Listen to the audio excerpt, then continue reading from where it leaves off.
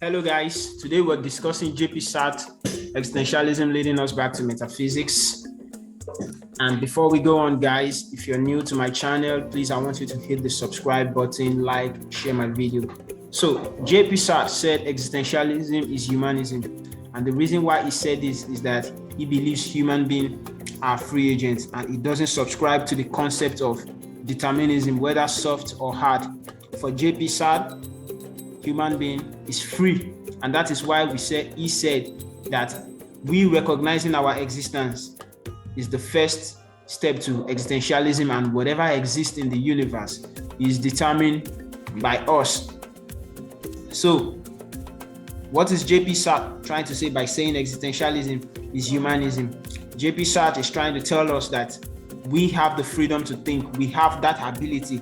He talks about consciousness being the primary aim in which human beings use to access their life. And he said, whatever thing that is existing on earth, it is human beings that give meaning to them. Like, for instance, he said we have lost religion, but we have gained humanism. The ideal now is to liberate and help emancipate mankind, with the result that man becomes really absolute for man. That is, as person, nothing determines whatever you do in life. Now,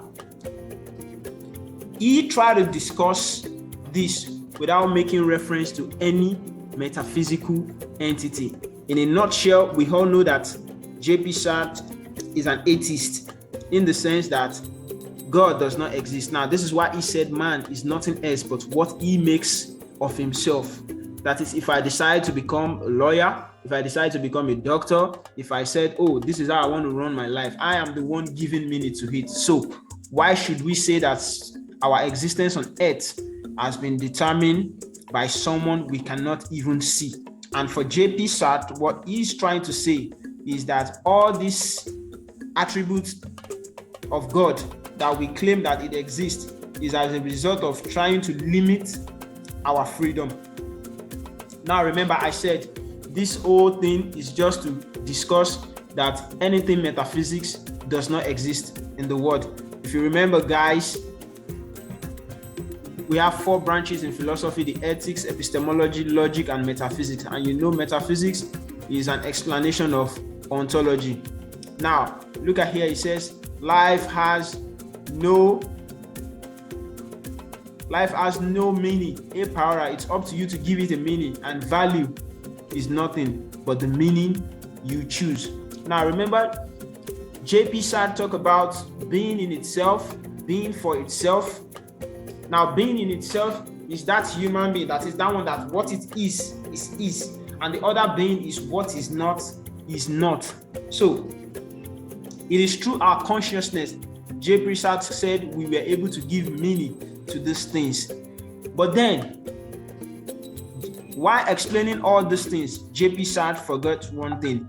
What he was trying to do was to discuss the other being in which we are the one that give value to. But then JP Sartre in his existentialism did not consider animal, did not consider rain, did not consider the sun, the moon, the tree, the oceans, river, and other things that are existing in the universe. He just based his own existentialism on human. Now, the question is this: can JP Sartre go back to how the first man, how they existed on earth, what led to their coming? Something must have given birth to something.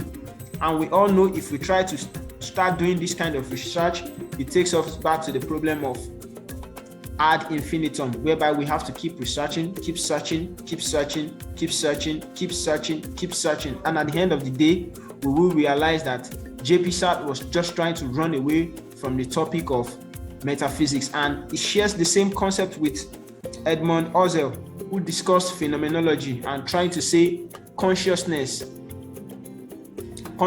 is recognizing another consciousness. And that is what JP Sartre was trying to say in his existentialism here, that for me to recognize another human being, it means my consciousness must have recognized that consciousness. And he said this consciousness, which is the first being, that is being in itself, is absolute. Now look at here, he said that God exists I cannot deny. That my whole being cries out for God, I cannot forget. Now, this is a quote here. The question is this: even if we do not attribute God as the metaphysical being that exists on earth, the question still remains, why is J.P. Sartre not accounting for other beings? Because if you look at metaphysics, it talks about how the universe came. Now, it talks about it in dualism, multiplicity, and the explaining the existence through just one concept. So, at the end of the day, we still have to ask the absolute being for J.P. Sartre that said, what is. How did what is became is? I don't know if you understand. Now, he said, we human beings, we have already existed. Now, how did our own existence came on board? Now, you realize that this metaphysics still lead us back to the question of how did human being originate? And that was a question J.P. Sartre did not discuss. Now, he used the likes of Albert Camus, the myth of Sisyphus, how Sisyphus was subjected to bad fate, and instead of crying, he became comfortable with what he was subjected to. And you will realize that he just wanted to explain the world without referencing God. And that is the same with nihilism, whereby you explain God existence, you explain human existence and say, don't link it to anything. That is what existentialism was trying to do. Now, if we agree that being for itself is what human being choose to define, then the consciousness in human being, how did that consciousness come to be? I mean, something must have led to something if we really think from a logical perspective. This is not David Hume's concept of notion of causality, where he said that thunder strike does not mean lightning will follow. Yes, that's true. There are situations whereby thunder strike and lightning does not follow, and there are situations whereby there are lightning and there are no thunder. So, but the question here is, J.P. Sartre has a question to answer.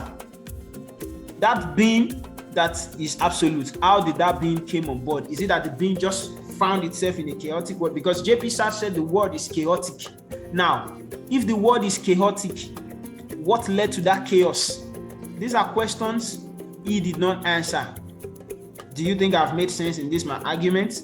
I want you to drop your comment in the comment section and let me know what you think, if you see existentialism as a valid philosophy. Till I come your way next time, I want you to stay safe and keep following my philosophy discourse.